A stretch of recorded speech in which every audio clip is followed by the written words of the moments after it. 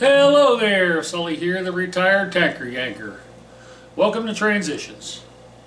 And boy, what transitions I went through this week. Probably noticed it's been a while since I put something up, and you know, there's a good reason for that. I was in the hospital. That's right, I had a bout of pneumonia.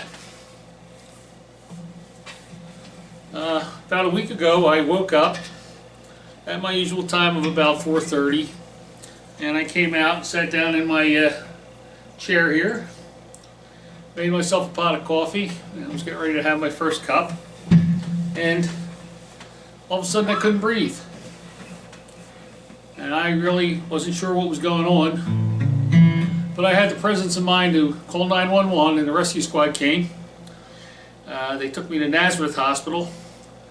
I remember getting into the ambulance. I vaguely remember when they took me out of the ambulance and took me to the emergency room. And at that point, I just don't remember anything until I woke up in intensive care with a tube down my throat, a Foley catheter in my junk, and my arms restrained. And the reason they restrained my arms was because I probably would have pulled those tubes out if they weren't. While I was intubated, they detected something called ventricular fibrillation. So after they removed the tube and cut me loose, I was intubated for a total of 36 hours, and then they intubated me and defoliated me, and they took me into the transitional unit, or whatever it is, transitory unit. It's the after intensive care. And I went in to get what was called cardiac catheterization. I think some of you know what that is, where they stick a little thing up in your wrist here, they run it all the way up to your heart, and they stick another IV there and inject dye. And the idea is to see if you have any arteries blocked in your heart. And I don't have any blockage. But they want me to wear this wearable defibrillator.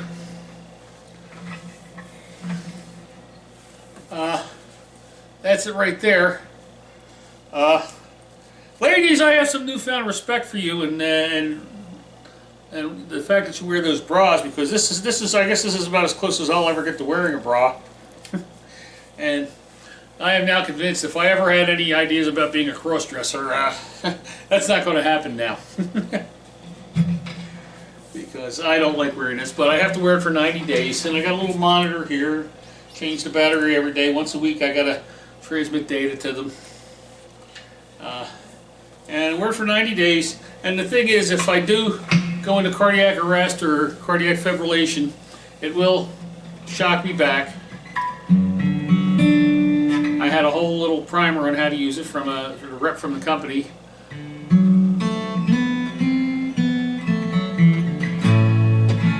So anyway, what I'd like to do for you is a Christmas song.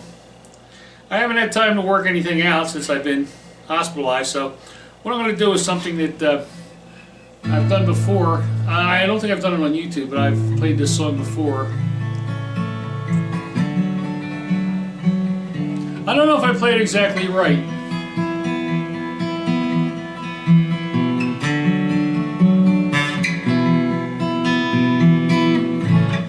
The song is called Christmas in the Trenches. It was written by John McCutchen, and based on a true story.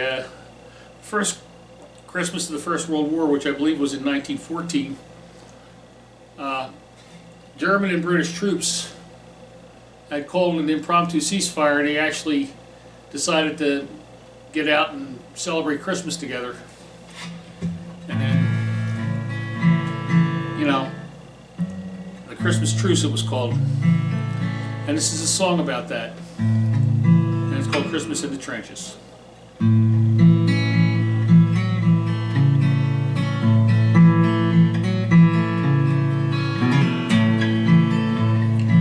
My name is Francis Tolliver. I come from Liverpool. Years ago the war was waiting for me after school. Belgium and to Flanders, to Germany to hear I fought for king and country I love dear. It's Christmas in the trenches where the frost so bitter hung. The frozen fields of France were still, the Christmas songs were sung. Our families back in England were toasting us that day. The brave and glorious lads so far away. Was lying with my messmates on the cold and rocky ground. But across the lines of battle came a most peculiar sound. Says, I now listen up, me boys, each soldier strained to hear, as one lone German voice sang out so clear. Singing bloody well, you know, my partner said to me. Soon one by one each German voice joined in harmony. Their cannon rested silent, the gas cloud rolled no more, as Christmas brought us respite from the war. As soon as they were finished and a reverent pause was spent, God rest ye merry gentlemen, struck up some lads from Kent. And next they sang out Stille Nacht, 'tis silent night, says I, and into tongues one song filled up the sky. There's someone coming towards us, the frontline sentry cried. All sights were fixed on one lone figure trudging from their side. His truce flag like a Christmas star shone on the plain so bright, as he bravely strode unarmed into the night. One by one on either side walked into no man's land, with neither gun nor bayonet we met there hand to hand. We shared some secret brandy and we wished each other well, and in a flare-lit football match we gave 'em hell. We traded chocolates and cigarettes and photographs from home. They sons and fathers far away from families of their own. Young Sanders played the squeeze box and they had a violin. This curious and unlikely band of men.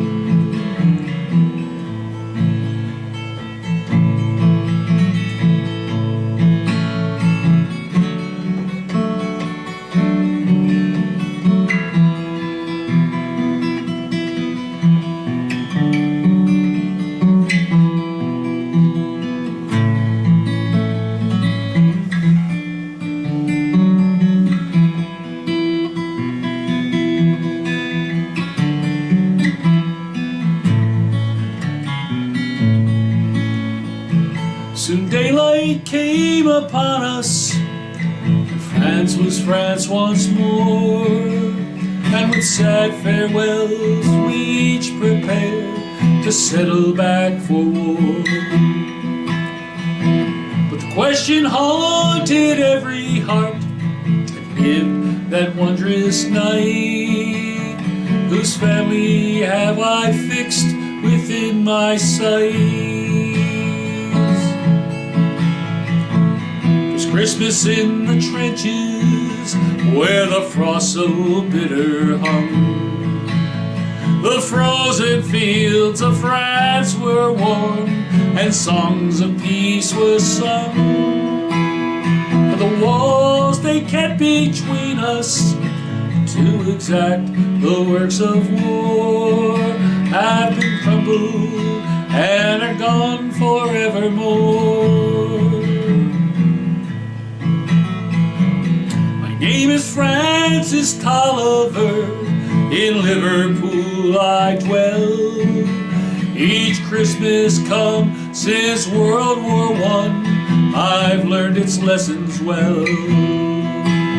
That the ones who call the shots won't be among the dead and maimed, and on each end of the rifle we're the same.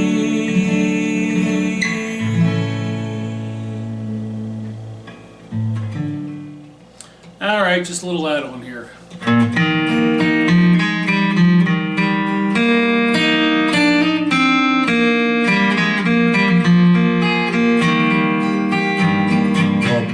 Minstrel boy to the war is gone in the ranks of death he will find. His father's sword he has carried on, and his wild heart slung behind. Round of songs of the warrior part, though all the world betray thee, and sword and beast my right shall guard, one faithful heart shall praise thee.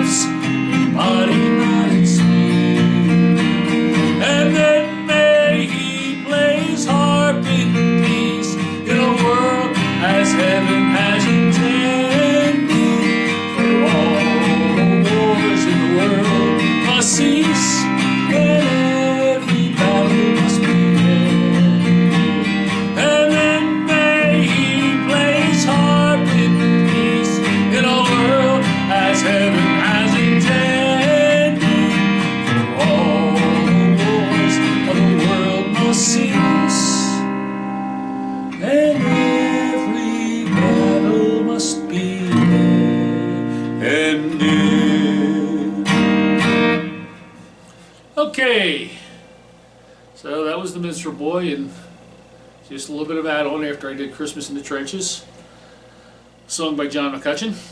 Anyway, for those of you who have reached out to me, either through my Instagram or through my Twitter or my Facebook, I want to thank you people, and for those of you who have just given me well wishes, or just have me in your thoughts. I really appreciate it. I appreciate everything.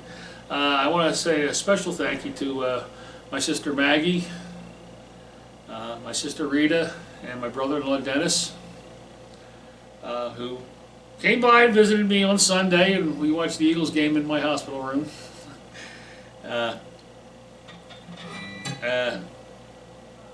Boy, I hope I don't ever have to go back to the hospital again. I really don't like staying in the hospital.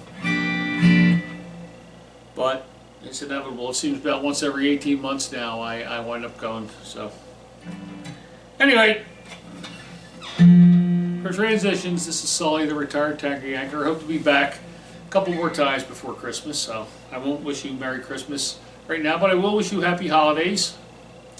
Regardless of the holiday you celebrate this time of year, be it Kwanzaa or Hanukkah or Christmas or the religious Christmas or the secular Christmas or anything like that. Whatever holiday you celebrate, happy holidays. And